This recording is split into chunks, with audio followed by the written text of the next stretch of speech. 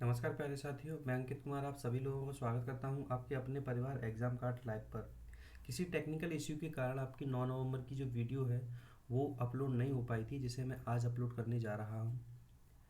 सबसे पहले मैं आपको बताना चाहूँगा एग्ज़ाम कार्ड की तरफ से आने वाली रैपिड सीरीज़ के बारे में, जो आपके हर एक एग्ज़ाम के लिए अति उपयोगी है। इसमें आपको वो सारा कंटेंट मिलेगा जो आपकी परीक्षाओं में आने वाले सभी महत्वपूर्ण प्रश्नों को कवर करता है। अगर आप इसको एग्ज़ाम कार्ड की वेबसाइट से ख़रीदेंगे तो आपको इस पर 35% का डिस्काउंट मिलेगा, और अगर आप इसको ख़रीदेंगे अमेज़न या फ्लिपकार्ट से तो आपको शायद उतना डिस्काउंट नहीं मिल पाएगा। तो बेहतर होगा कि आप एग्ज़ाम कार्ड की वेबसाइट से ही ख़रीदें। अगर आपने उस वेबसाइट पे जाकर के मेरे नाम का कोड यूज़ कर दिया, कोड कौन सा है, अंकित 10 यूज़ कर दिया, तो आपको ये रैपिड सीरीज जो है सिर्फ 684 रुपीज़ में मिल जाएगी, जिसकी रियल प्राइस जो है यानी जो इसका एक्चुअल प्राइस है वो 1200 कुछ रुपए है। तो बढ़ते हैं आपके अगले प्रश्न की ओर, पूछते हैं क्या कहता है आपका यह प्रश्न। 7 नवंबर को किस महान स्वतंत्रता सेनानी की जयंती मनाई गई? तो आप इस चीज़ को याद रखना, बिपिन चंद्र पाल जी की जो है जयंती मनाई गई। एक चीज़ का ध्यान रखना, ये काफ़ी फेमस थे। किस नाम से फेमस थे ये? तो लाल बाल पाल से।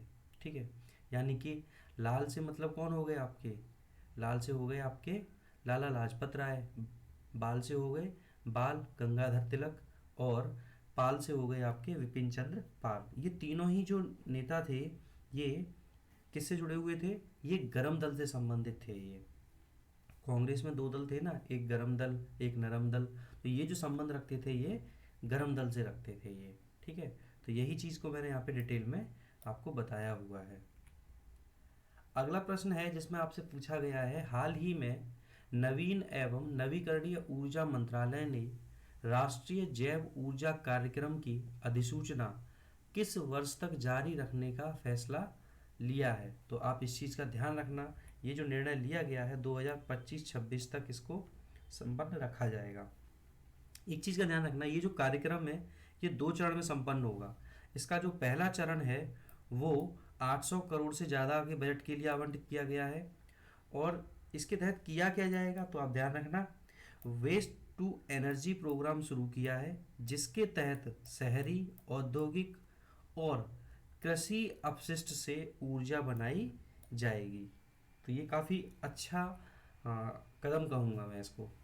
आगे आपसे प्रश्न पूछा गया है, हाल ही में विश्व संगठन WHO ने किस रोग के उपचार के लिए नए टीके मास्क्यूरिक्स या RTS या AS01 को मान्यता दी है? तो आप ध्यान रखना, ये जो मान्यता दी गई है ये मलेरिया के लिए दी गई है। ठीक है, थोड़ा सा जानेंगे इसके बारे में, काफ़ी कुछ डिटेल है आपके सामने जानने के लिए। देखिए पहली डिटेल है इसमें, ये किससे संबंधित है? मलेरिया से है। देखो हुआ क्या था कि अफ्रीका के जो बच्चे थे ना उन पर परीक्षण किए गए, और किस पर किए गए? तो 5 साल से कम उम्र के बच्चों पर किए गए। ठीक है, उनको जो है इसकी 4 खुराक देनी गई, तो जो गंभीर मलेरिया के भी जो पेशेंट थे उनमें, ठीक है, उनमें भी कितने की कमी आ गई? 30% की कमी आ गई। अब मलेरिया टीका की अगर बात करोगे तो ये किसके खिलाफ काम करता है? तो ये फाल्सीपेरम के खिलाफ काम करता है।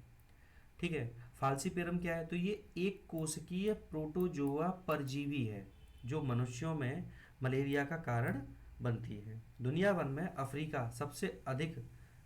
में सबसे अधिक फाल्सीपेरम जो पाए जाते हैं वो अफ्रीका में पाए जाते हैं। इस टीके को बनाने वाली कंपनी CSK यानी कि ग्लेक्सो स्मिथ क्लाइन ने मॉस्क्यूरिक्स के निर्माण के लिए भारत बायोटेक को लाइसेंस प्रदान किया है। 2029 तक इस वैक्सीन के बाजार में आने की उम्मीद भी है।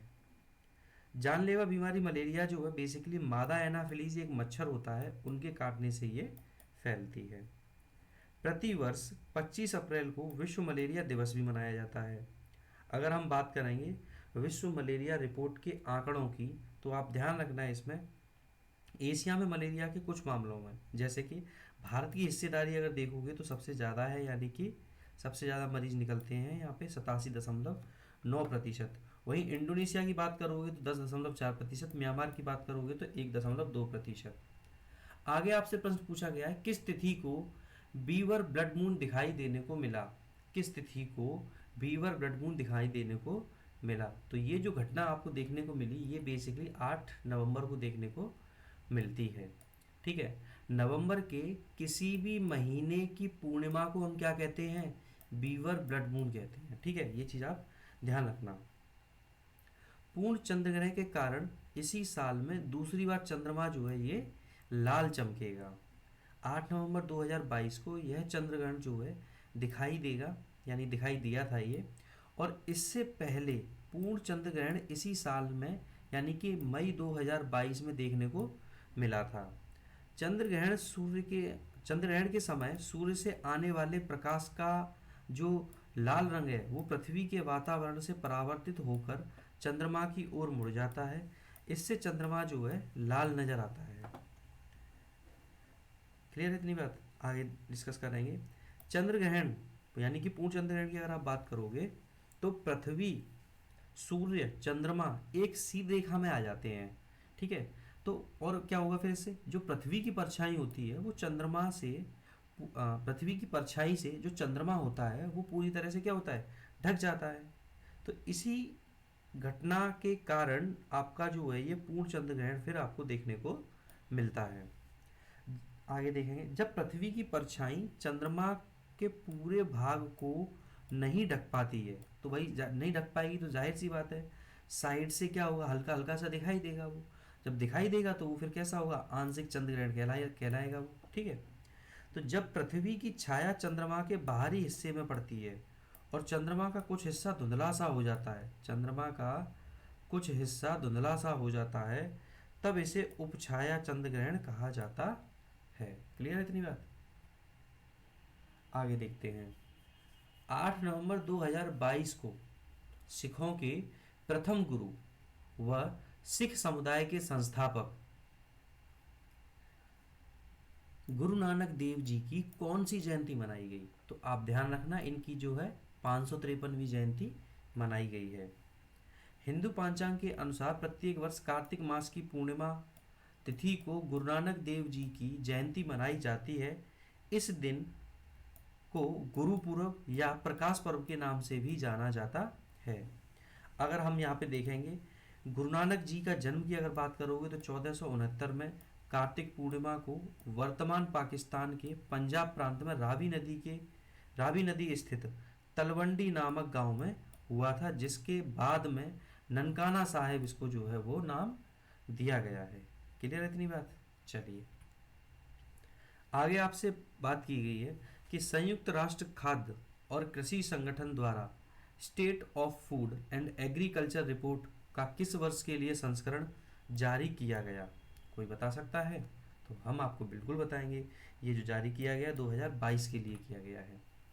ठीक है, वहीं अगर आप बात करेंगे आप खाद्य और कृषि संगठन की तो आप ध्यान रखना, फूड एंड एग्रीकल्चर ऑर्गेनाइजेशन की, तो आप ध्यान रखना इसकी जो स्थापना हुई थी वो 16 अक्टूबर 1945 को हुई थी।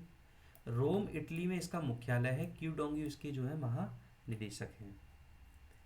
आगे आपसे प्रश्न पूछा गया है राष्ट्रीय घटनाक्रम से, न्यायाधीश ऋतुराज अवस्थी को भारत के कौन से विधि आयोग के अध्यक्ष के रूप में नियुक्त किया गया है? तो आप ध्यान रखना, इनको 22वें विधि आयोग के अध्यक्ष के रूप में नियुक्त किया गया है।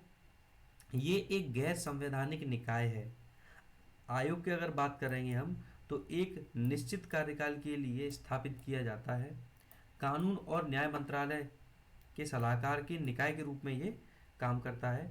भारत सरकार ने 1955 में तत्कालीन महान्यायवादी श्री MC सीतलवाड़ की अध्यक्षता में स्वतंत्र भारत के पहले विधि आयोग की स्थापना की थी। आगे आपसे प्रश्न पूछा गया है, भारत के किस सैन्य बल के लिए स्पेस सुविधा प्रदान की गई है? तो आप ध्यान रखना, नौसेना के लिए ये सुविधा प्रदान की गई है। DRDO ने भारतीय नौसेना द्वारा इस्तेमाल किए जाने वाले सोनार सिस्टम के लिए एक परीक्षण एवं मूल्यांकन सुविधा शुरू की है।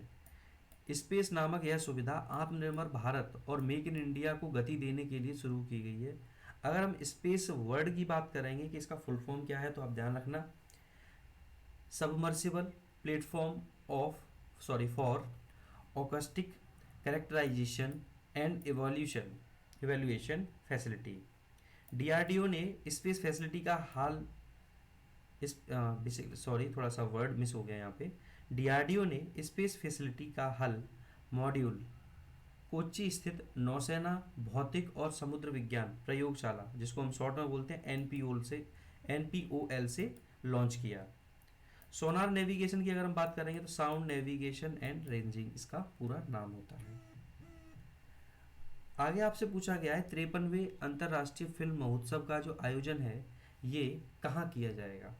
तो आप ध्यान रखना, इसका जो महोत्सव किया जाएगा वो गोवा की राजधानी पणजी में किया जाएगा 20 से 28 नवंबर 2022 के दौरान। 53वां ये जो आयोजन है ये किया जाएगा, आप ध्यान रखना इस चीज़ का। और एक चीज़ कि इसका जो आयोजन है वो सूचना प्रसारण मंत्रालय गोवा राज्य सरकार के द्वारा संयुक्त रूप से किया जाता है।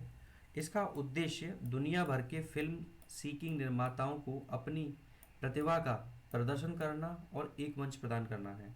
इसका मिसप्रिंट इसका जो ऑप्शन है वो मिसप्रिंट हो गया है, so don't mind it now. Question number 10 है, हाल ही में एशियन डेवलपमेंट बैंक यानी एडीबी ने किस राज्य में सड़क संपर्क में सुधार के लिए 350 मिलियन अमेरिकी डॉलर के ऋण को मंजूरी दी है। तो आप ध्यान रखना, इसका जो करेक्ट आंसर है वो महाराष्ट्र, यानी आपका जो महाराष्ट्र जिसकी राजधानी है मुंबई। महाराष्ट्र के राज्य राजमार्गों और प्रमुख जिला सड़कों को उन्नयन करने के लिए अप्रैल 2020 में एडीबी द्वारा अनुमोदित महाराष्ट्र राज्य सड़क सुधार परियोजना के तहत सड़कों का निर्माण किया जाएगा। परियोजना के तहत लगभग 319 किलोमीटर राज्य राजमार्गों और 149 किलोमीटर जिला सड़कों को जलवायु और आपदा लचीला विशेषताओं को शामिल करते हुए उन्नयन किया जाएगा। इसके साथ ही नांदेड़ और तेलंगाना को जोड़ने वाली 5 किलोमीटर प्रमुख जिला सड़कों का भी निर्माण किया जाएगा। बात करेंगे अगर हम एडीबी यानी एशियन डेवलपमेंट बैंक की, तो इसका जो स्थापना है वो 19 दिसंबर 1966 को होती है। और अगर आप बात करेंगे इसका मुख्यालय कहाँ है, तो आप ध्यान रखना मनीला फिलीपींस में इसका मुख्यालय है। अगर आप अध्यक्ष की बात करेंगे तो मासात्सु आसाकावा इसके अध्यक्ष हैं। और सदस्य देश अगर आपसे पूछा जाए कितने हैं, तो आप 68 इसके 68 सदस्य देश हैं। करंट अफेयर का रिवीजन करेंगे अब हम वन लाइनर की फॉर्म में, जो इम्पोर्टेंट है आप सभी के लिए। हाल ही में मिस्र में COP यानी COP27 में भारतीय प्रतिनिधि मंडल का नेतृत्व कौन करेंगे, तो आप ध्यान रखना इसका जो नेतृत्व करेंगे वो भूपेंद्र यादव जी करेंगे। हाल ही में किस राज्य सरकार ने पाठ्य पुस्तकों में फातिमा शेख पर एक पाठ शामिल किया है, तो आंध्र प्रदेश ने। हाल ही में किस प्रसिद्ध फुटबॉलर ने खेल से संन्यास लेने की घोषणा की है, तो जेरार्ड पिक ने। अगला क्वेश्चन है, हाल ही में किस भारतीय कंपनी ने 24वें विश्व संचार पुरस्कारों में क्लाउड नेटिव अवार्ड जीता है, तो जियो ने। अगला क्वेश्चन है, हाल ही में किसने पंचायती राज ग्रामीण विकास एजेंडा पुस्तिका का विमोचन किया, तो गिरिराज सिंह ने। हाल ही में किसे 5 साल के लिए RIL के स्वतंत्र निदेशक के रूप में नियुक्त किया है, तो केवी कामथ। अगला प्रश्न है, हाल ही में विश्व की सबसे सस्ती विनिर्माण लागत वाले देशों की सूची में कौन शीर्ष पर रहा, तो भारत। अगला प्रश्न है, हाल ही में किस राज्य सरकार ने 1 लाख छात्रों को फुटबॉल प्रशिक्षण देने का निर्णय लिया है, तो केरल ने। आगे प्रश्न है, हाल ही में किसे फ्रांसीसी सरकार द्वारा सेवेलियर पुस्तक से सम्मानित किया गया है, तो अरुणा साईराम ने। हाल ही में किस देश ने बीओडी उपग्रह नेविगेशन प्रणाली को लॉन्च किया है, तो चीन ने। आगे प्रश्न है, हाल ही में पिछले 3 वर्षों में चीन का दौरा करने वाले G7 नेता कौन थे, तो ओलाफ सोल्ज। आगे प्रश्न है, हाल ही में विदेश मंत्री S जयशंकर किस देश की आधिकारिक यात्रा पर गए हैं, तो रसिया यानी रूस। आगे प्रश्न है, हाल ही में नेवाबूपा बैंक एश्योरेंस के लिए किस बैंक के साथ भागीदारी की है? तो आप ध्यान रखना, आईडीएफसी फर्स्ट बैंक। आगे प्रश्न है, हाल ही में किसने डिजिटल चालू खाता लॉन्च किया है? तो चेकबुक ने। आगे प्रश्न है आपके सामने, हाल ही में आईएएफ और आरएसएएफ के बीच वार्षिक संयुक्त सैन्य प्रशिक्षण कहाँ शुरू हुआ? तो आप ध्यान रखना, पश्चिम बंगाल में हुआ है। क्लियर है? आगे प्रश्न है, हाल ही में किसे वर्ष 2022-23 के लिए श्रीलंका भारत सोसाइटी का अध्यक्ष चुना गया है? तो किशोर रेड्डी को। अगला प्रश्न है, हाल ही में किस देश ने अपना पहला परमाणु ऊर्जा संयंत्र बनाने के लिए अमेरिका को साझेदार बनाया है? तो पोलैंड ने। आगे प्रश्न है, हाल ही में किसने उच्च शिक्षा संस्थानों के लिए राधा कृष्ण की स्थापना की है? तो शिक्षा मंत्रालय। आगे प्रश्न है, हाल ही में आईपीपीबी ने भारत का पहला फ्लोटिंग वित्तीय साक्षरता शिविर आयोजित किया? तो आप ध्यान रखना, जम्मू कश्मीर ने। आगे प्रश्न है, हाल ही में यूआईडीएआई ने यूजर्स के बेहतर अनुभव के लिए कौन सा चैटबॉट लॉन्च किया है? तो आप ध्यान रखना, आधार मित्र। आगे प्रश्न है आपके सामने, 3 से 5 नवंबर 2022 को किस राज्य में राइजिंग सन वाटर फेस्ट 2022 का आयोजन किया गया? तो मेघालय। आगे प्रश्न है, 05 नवंबर यानी कि 5 नवंबर 2022 को किसे अंतर्राष्ट्रीय हॉकी महासंघ के नए अध्यक्ष के रूप में चुना गया है? ये मान लीजिए किसको है ना, तो आप ध्यान रखना, मोहम्मद तैयब इकराम को। आगे प्रश्न है, 4 से 6 नवंबर 2022 तक urban mobility India conference and expo का 15वां संस्करण आयोजित किया गया, तो कहाँ पर? आप ध्यान रखना, कोच्चि में। आगे प्रश्न है, the RISAT two satellite which was in discussion recently is related to which country? ध्यान रखना, तो इंडिया। मैंने आपको इसकी डिटेल वीडियो उपलब्ध कराई है। आगे प्रश्न है, सैयद मुश्ताक अली ट्रॉफी क्रिकेट 2022-23 किसने जीती है? तो आप ध्यान रखना, मुंबई। ये भी मैं आपको करा चुका हूँ, ठीक है, रिवीजन ही है, मैंने आपको पहले बोला है। भारतीय नौसेना और ऑस्ट्रेलियाई नौसेना के बीच पासएक्स अभ्यास कहाँ संपन्न हुआ? तो बंगाल की खाड़ी में। आगे प्रश्न है, Hyderabad based mega engineering and infrastructure limited यानी कि MEIL has backed the project to build the first greenfield oil refinery of which of the following country? तो Mongolia will be the correct answer of this question.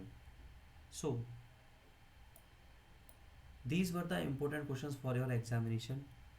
अब हम आपसे मिलेंगे अगली video में, तब तक के लिए थैंक यू वेरी मच।